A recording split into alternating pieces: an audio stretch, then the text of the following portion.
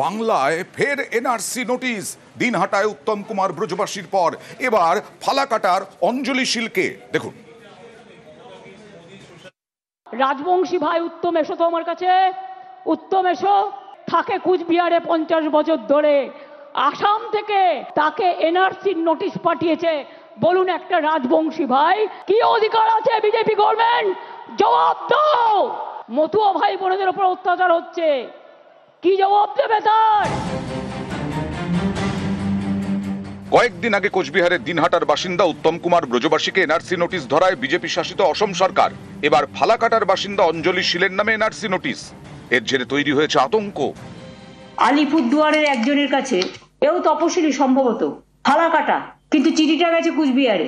বাংলার ব্যাপারে আসাম কি করে হস্তক্ষেপ করে? এটা শুধু আনএথিক্যালি নয়, আনকনস্টিটিউশনাল, ইললিগাল। বিজেপিকে বলবো, নিজেদের চরকায় তেল দিন। ডিটেনশন ক্যাম্পে সবাইকে রেখে দিয়েছেন। এইভাবে যদি মনে করেন আপনারা দেশ চালাবেন, দেশটা কিন্তু বিভক্ত হয়ে যাবে। লিখেছেও পুরোটা আসামি ভাষায়।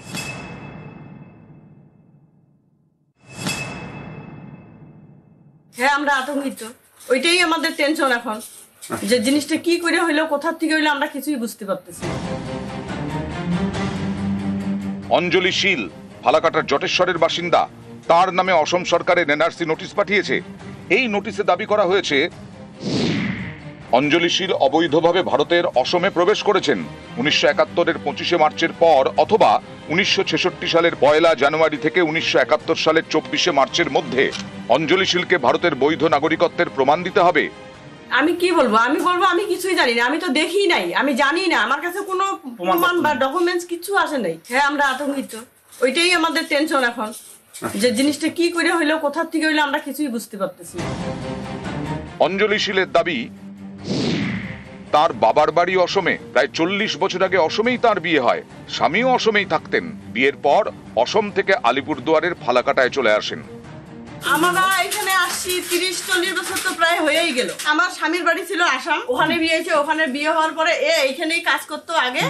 তো বিয়ের পরে 2 বছর ওইখানে ছিলাম, তারপরে থেকে আমরা এখানে চলে আসছি। আমার বাবার বাড়ি আসাম ধরতে। ন্যাশনাল রেজিস্টার অফ সিটিজেন্স, জাতীয় নাগরিক পঞ্জি। ভারতে একমাত্র অসমেই চালু এনআরসি। বিরোধীরা বারবার দাবি করেছে এনআরসি সিএএ করে বিভাজনের রাজনীতি করতে চায় বিজেপি। এই এনআরসির সবচেয়ে বেশি বিরোধিতা হয়েছে পশ্চিমবঙ্গে। সেই বাংলাতেই ফের এনআরসি নোটিশ। দিনহাটার পরে ফালাকাটা। এবারও এনআরসি নোটিশ পাঠিয়েছে বিজেপি শাসিত অসম সরকার। এখানে অঞ্জলি শীলের ঠিকানা লেখা হয়েছে ফালাকাটার জটেশ্বর, জেলা কোচবিহার। কিন্তু ফালাকাটা আলিপুরদুয়ার জেলায়, কোচবিহারে নয়।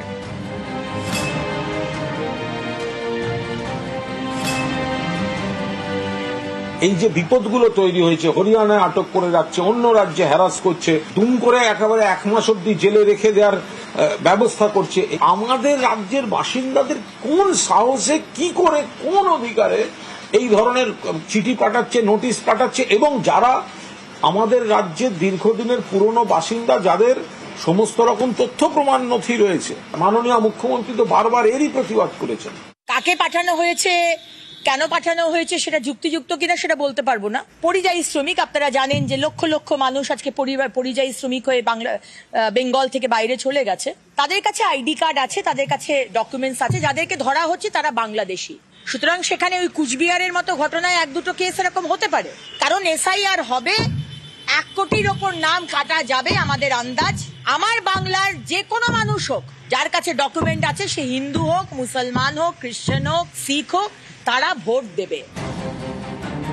আলিপুরদুয়ার থেকে রাজকুমার কর্মকার, নিউজ 18 বাংলা। বাঙালি হেনস্থায় ফের সরব মুখ্যমন্ত্রী। 52 জনের নামের তালিকা পাঠানো হয়েছে। সেই নামের তালিকা যাচাইয়ের জন্য পাঠানো হয়েছে এ রাজ্যের বিভিন্ন জেলা শাসকের কাছে। এই নিয়েই ক্ষোভ প্রকাশ করেন মুখ্যমন্ত্রী মমতা বন্দ্যোপাধ্যায়। সাসপেক্ট করে আজকে আবার একটা চিঠি এসেছে হরিয়ানার গুরগাঁও থেকে, ডাবল ইঞ্জিন সরকার। সেখানে অনেকগুলো নাম দিয়ে বলা হচ্ছে in all district Kolkata, district collector মানে ডিএমদের কাছে, মালদা জেলা, দক্ষিণ দিনাজপুর জেলা, উত্তর দিনাজপুর জেলা, নদিয়া জেলা, মুর্শিদাবাদ জেলা, কুচবিহার জেলা, উত্তর 24 পরগনা জেলা, এবং অল এসপিকেও বলা হয়েছে যে নামগুলো সব ভেরিফাই করে ইমিডিয়েট আমাদের জানাও, এমএইচ এর গাইডলাইন্স অনুযায়ী। নাম আছে 52 জনের। এরা কি চাইছে, বাংলাটাকে দখল করতে নাকি? মানে গায়ের জোরে বাংলা রাজ্যটাকে উঠিয়ে দিতে? ভাষা সন্ত্রাস চলছে, মানুষের উপর অত্যাচার সন্ত্রাস চলছে। এবার প্রত্যেকটা জেলা চুনকে চুনকে বেছে বেছে জেলার মানুষদের যাতে সংকটে ফেলা যায়। আমি সবাইকে বলবো, কেউ ভয় পাবেন না। আমরা আমাদের কাজ আমাদের মতো করব। মানুষকে রক্ষা করা আমাদের দায়িত্ব এবং কর্তব্য। এই সব করে ভোটার লিস্ট থেকে নাম বাদ দিয়ে বিজেপি যদি মনে করেন মহারাষ্ট্র দিল্লির মতো বাংলায় জিতবেন, তাহলে ভুল করছেন। আমরাই দেখিয়েছিলাম বাংলা বলায় বাংলাদেশি সন্দেহে আটক হরিয়ানায় নদিয়ার 20-25 জন পরিযায়ী শ্রমিক আটক। তেহট্ট, পলাশিপাড়া, নাকাশিপাড়ার শ্রমিকরা গতকালই দেখিয়েছিলাম নথি দেখিয়েও ছাড় মেলেনি বলে অভিযোগ। দুশ্চিন্তা উৎকণ্ঠায় শ্রমিক পরিবারের এখানের বাসিন্দারা সদস্যরা। ভিডিও বার্তায় সাহায্যের আর্জি। আমার দাদা হরিয়ানা গুরুগ্রাম শহরে কাজের উদ্দেশ্যে গিয়েছে। ওখানে উনি প্রায় 15 বছর আগে থেকে ওখানে কাজ করে। ওখানকার পুলিশ আমার দাদা সহ আরও প্রায় 20 জনকে ওখান থেকে তুলে নিয়ে যায় শুধুমাত্র বাংলা ভাষা বলার কারণে। থানাকে আটক করে রেখেছে, অরিজিনাল ডকুমেন্ট দেখানোর সত্ত্বেও ওদেরকে ওখান থেকে ছাড়ছে না। সেই জন্য আমরা পলাশিপাড়া থানার দ্বারস্থ হয়েছি। তাদেরকে বাংলাদেশি তকমা দিয়ে বাংলা ভাষা বলার কারণে তাদেরকে অ্যারেস্ট করে রেখে দিয়েছে। ওখানে 2-1 জনকে শুনলাম মারধর করেছে। আমার ভাই হরিয়ানা গুড়গাঁও নাতিপুর ফেস্টিভ্যাল থানায় কাজ করে। ওখানে বাংলা কথা বলার জন্য পুলিশ আমাদের গ্রেপ্তার করছে। আধার কার্ড, প্যান কার্ড আমার ভাই সব দেখাচ্ছে, অরিজিনাল দেখাচ্ছে। ওই জন্য আধার কার্ড, প্যান কার্ড হবে না, তোরা বাংলাদেশি। কোনো কথা শুনছে না আমাদের। কেন আটকে রেখেছে? বাংলা ভাষা বলতে তার জন্য, শুধু বাংলা কথা বলার জন্য। বাঙালি হওয়ার দশাই যাই আমাদের। 100 দিনে বরাদ্দ বন্ধের রাজনীতি। কেন এ কথা বলছি? কারণ কেন্দ্রের তথ্যেই বরাদ্দ বঞ্চনা প্রকাশ্যে। 2024-25 সালে ভুয়ো জব কার্ডের তথ্য, কেন্দ্রের দেওয়া হিসেবে চাঞ্চল্যকর তথ্য। কি তথ্য উঠে আসছে আরো ডিটেইল জানাতে পারবে আবির, রয়েছে আমার সঙ্গে। আবির, 100 দিনের বরাদ্দ বন্ধেও রাজনীতি?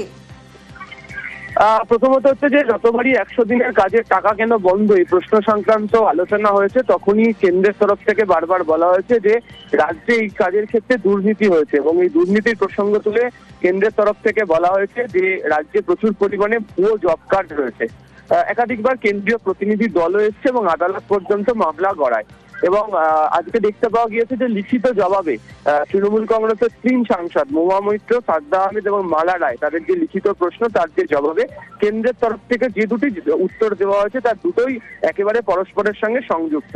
18 তারিখে গত মাসে কলকাতা হাইকোর্টের তরফ থেকে বলা হয়েছিল যে 100 দিনের কাজের টাকা মেটাতে হবে, দিতে হবে।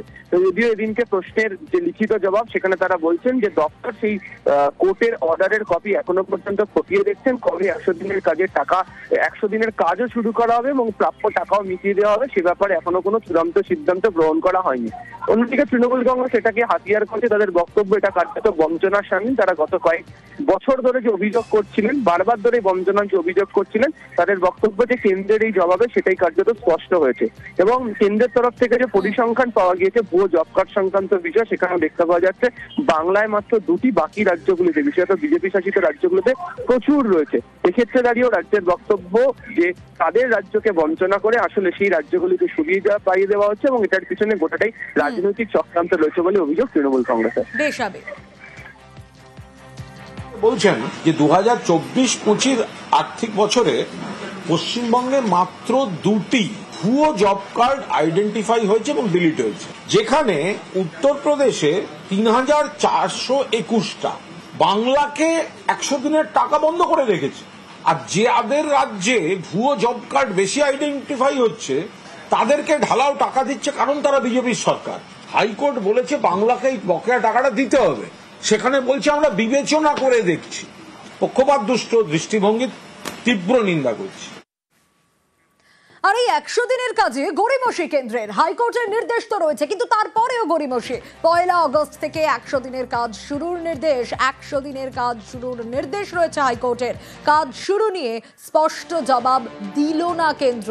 বিষয়টি খতিয়ে দেখা হবে দাবি গ্রামোন্নয়ন মন্ত্রকের। তৃণমূল সাংসদদের প্রশ্নে দাবি গ্রামোন্নয়ন মন্ত্রকের।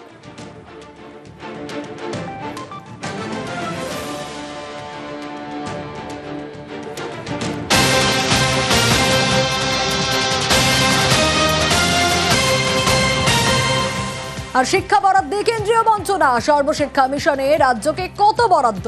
কেন্দ্রীয় শিক্ষামন্ত্রীকে লিখিত প্রশ্ন তৃণমূল সাংসদের। লিখিত প্রশ্ন তৃণমূল সাংসদ বাপি হালদারের। সর্বশিক্ষা মিশনে রাজ্যকে বরাদ্দের উল্লেখ নেই। লিখিত প্রশ্নের উত্তরের জবাব ধর্মেন্দ্র প্রধানের। বিজেপি শাসিত রাজ্যকে মোটা অঙ্ক বরাদ্দ।